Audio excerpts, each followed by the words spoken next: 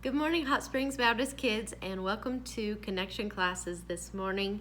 I hope that you guys have had an awesome snow week, getting a few days out of school, spending some extra time with your family. I've loved seeing all of your pictures, and I hope that you guys just have had a blast because Arkansas is probably never going to see this much snow again. So enjoy it while you can. This week, we are going to be talking about one of my favorite stories in the Bible. We're going to be talking about Esther and just her courage and her bravery in the face of the challenges that were placed in front of her. And ultimately, we're going to be talking about God's plan and how He puts people in certain positions in certain places for a purpose.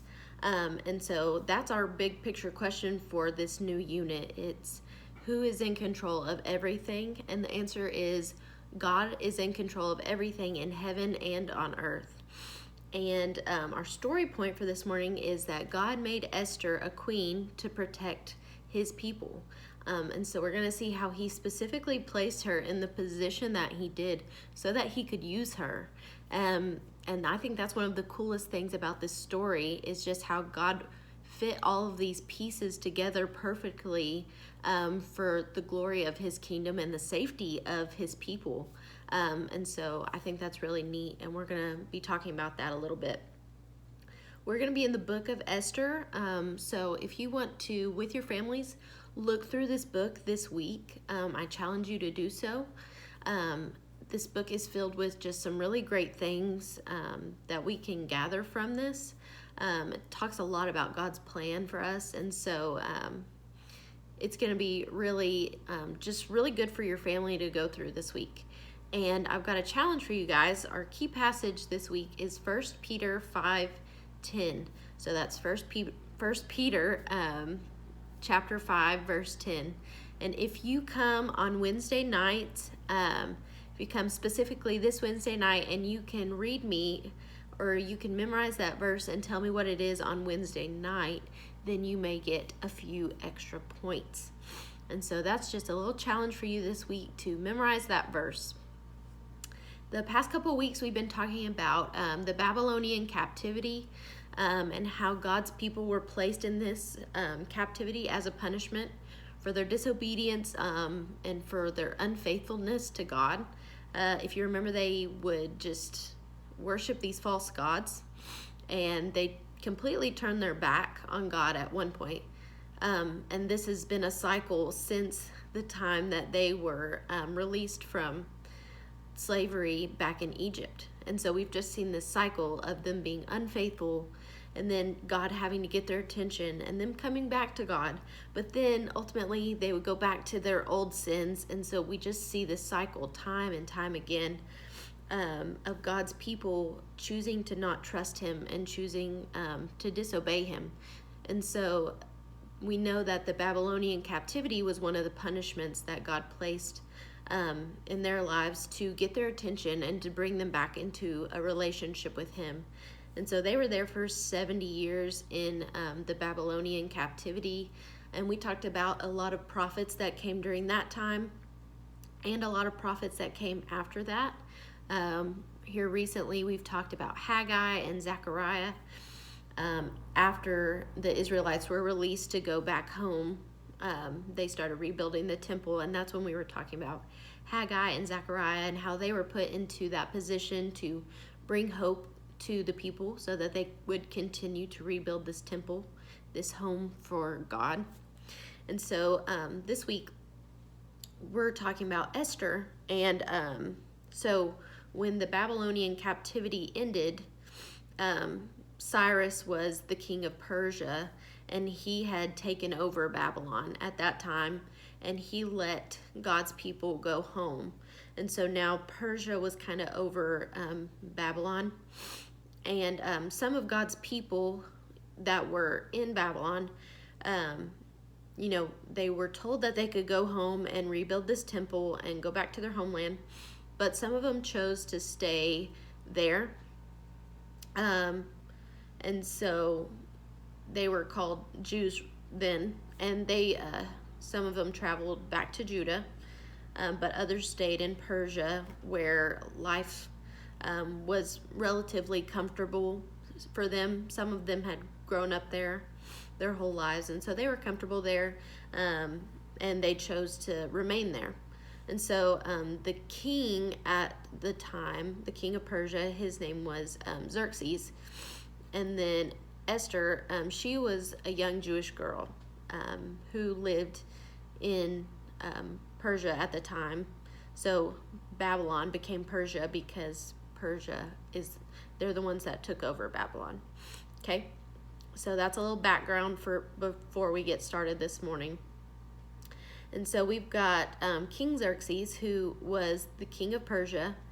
And many years earlier, when Cyrus was king, he sent some of God's people back to Judah to rebuild the temple in Jerusalem.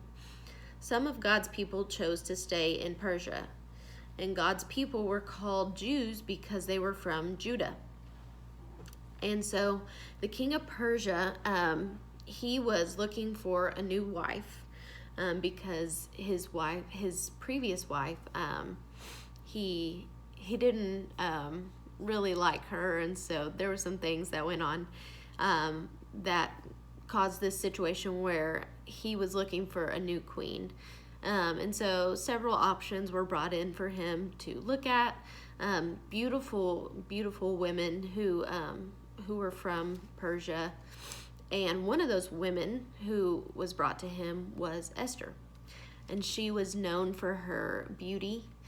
And so she kind of caught the king's eye. And he noticed her beauty. And he chose her to be his queen. And Esther did not tell the king that she was a Jew. Just because of the situation that was going on during that time, how Jews were kind of looked down upon, and especially because of a situation that was happening in the palace with Haman. And so we're going to talk about that here in a second. So one day, Mordecai, who kind of adopted Esther was an orphan, and so Mordecai, he kind of adopted her. And one day he heard that Haman, who was an important leader who worked for the king, Mordecai heard that Haman was planning to kill all of the Jews. Mordecai was upset because he was a Jew, and he didn't want all of his people and his family that he loved to be killed. And so Mordecai and all of the Jews, they were so sad, and they cried because they were about to be killed. And so Esther didn't really know what was going on at that time. She didn't know what was wrong with the Jews and why they were so upset. And so she sent a messenger to ask Mordecai why all the Jews were upset. Mordecai told Esther about Haman's evil plan. And so Mordecai told Esther that she needed to do something. And Mordecai said, ask the king to stop Haman. Ask him to save the Jewish people, your people. And Esther sent a message back to Mordecai, and she was scared. She said, no one can approach the king unless the king calls for that person first. The punishment is death unless the king holds out his scepter, then you may live. So at that time, if the king did not call on you to come to talk to him, to come see him, then he probably didn't want you there, right? And so Mordecai was basically asking Esther to risk her life to go see the king and talk to him about this situation. And even though they were married and they were husband and wife, and she was the queen, remember? But it was not her place to go and talk to the king about such matters at that time, just because of how society was and culture. That wasn't considered a thing that women would be able to do, or anyone for that matter. And you had to be called upon in order to talk to the king. But Mordecai encouraged Esther. He said, you're a Jew, and if you don't stop Haman, he will kill you too, because you're a Jew, and you're included in these people. And so Mordecai encouraged her. He said, maybe this is why you've been put into this position. Maybe that this is why you're queen now, you know? So maybe God put Esther in the palace to save her people, to save God's people. And so Esther asked Mordecai and the Jews to fast for 3 days. So they would not eat at certain times of the day, and they would fast and pray to God. And so Esther asked Mordecai to get the people, all of the Jews, to pray and fast for 3 days. And then Esther would go to the king, even if it meant that she might die. And so on the 3rd day, Esther went to the king, and he saw Esther, and he held out his golden scepter, which meant that it was okay for her to come talk to him, and that she wouldn't be killed at that time. And so he asked her, what do you want? What is it, Queen Esther? What do you want to ask me? You know, I'll give you anything, up to half of my kingdom. And so because of the position that she was put in, King Xerxes loved her, and he loved her beauty, and he loved having her around. And so he found favor in her, and so he didn't kill her when she came and talked to him. And so Esther said, would you and Haman come to a feast that I want to throw for you? That was her first request that she made. And so Haman and the king went to Esther's feast. And after eating, the king asked Esther again. He said, Queen, what do you want? What do you need from me? I am willing to give you anything, up to half of my kingdom. And Esther said again, come to my feast that I'm having tomorrow. And so the king agreed. And the next day, Haman and the king went to Esther's feast. And after eating, the king said, what do you want, Queen Esther? What is it that you are seeking? What do you need from me? I'll give you anything, up to half of my kingdom. And so Esther saw this as her opportunity. And she said, there is a plan to kill me and my people. And the king replied, who is responsible for this plan? Who wishes to kill my beautiful queen? And he was like, this is not acceptable. And so he asked who was responsible for this plan. And Esther told him that it was Haman, this evil enemy Haman that was in the king's court. And the king was angry.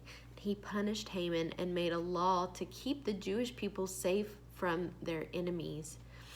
And our Christ connection for this week is God was in control over Haman's evil plan to destroy the Jews. Like Haman, Satan wants to ruin God's plan and destroy believers. Satan thought he had won when Jesus died on the cross. But God raised Jesus from the dead and defeated Satan once and for all. All who believe in Jesus are rescued from sin and death. So guys, that is kind of our story this week. So let's talk about it, just kind of unpack what's happening there in that story. And so we've got this woman who's beautiful, and she was put in this position of power. And this was no accident. This was not a coincidence that she was put into that position of power at that time. God was going to use her for good things. And so we see that Haman had this evil plan, and he really disliked the Jews. At one point, when Haman was appointed an official, there was this law that people should bow down to him, and Mordecai refused to bow down to him. And so that's when Haman's kind of hatred for the Jews began, when he saw that they were not willing to bow down to him, to bow down to his authority. And so he put this plan into motion to not just kill Mordecai, but to kill all Jews. And so Esther was a Jew herself, which the king did not know at the time, and Haman didn't know at the time either. And so God placed Esther into this position where she could use her authority, use her power to help his people, to help God's people, and to further his plan. And so I think that's really cool how God just works all of these little pieces together to for his glory and for his good. And he still does that today, guys. He still places people in certain positions, in certain jobs, or just in certain places in life, because he has a plan and a purpose for you exactly where you are. I'm sure Esther, when she was growing up, she didn't know that she was going to be in that position.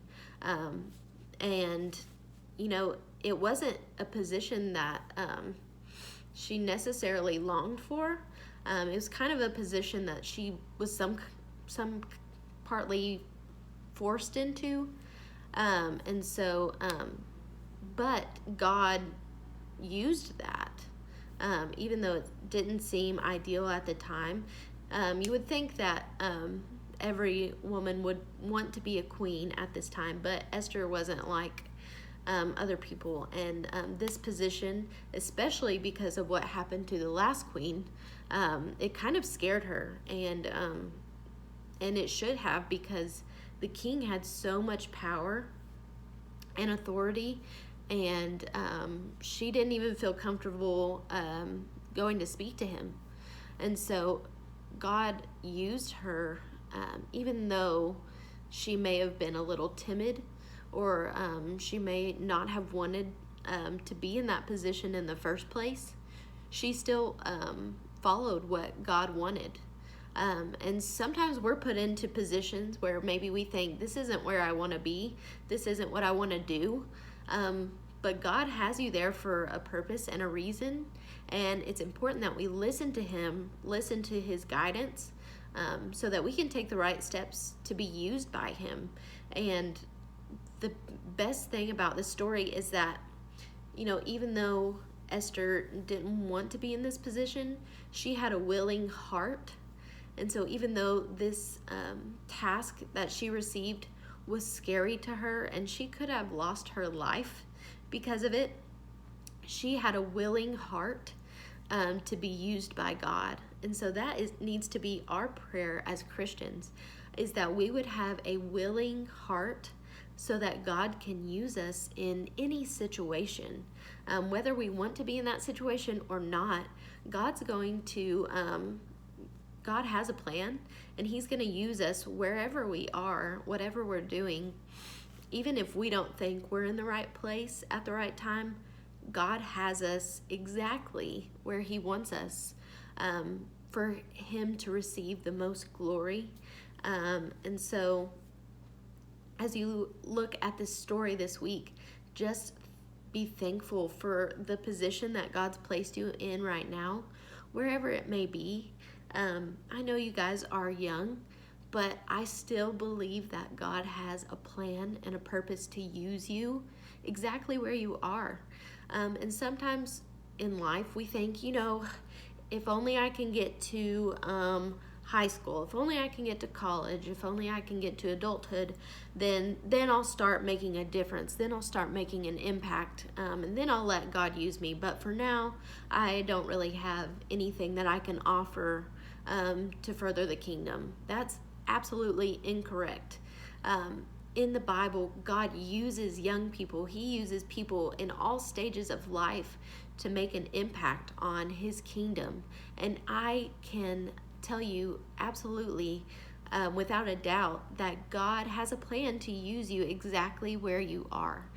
And so pray to God that you would be willing to be used, and that you would just be a vessel for him to use, an instrument and a tool that can help further his kingdom. And that is the greatest prayer that we can all pray, is that God would just use us, use our lives to be meaningful.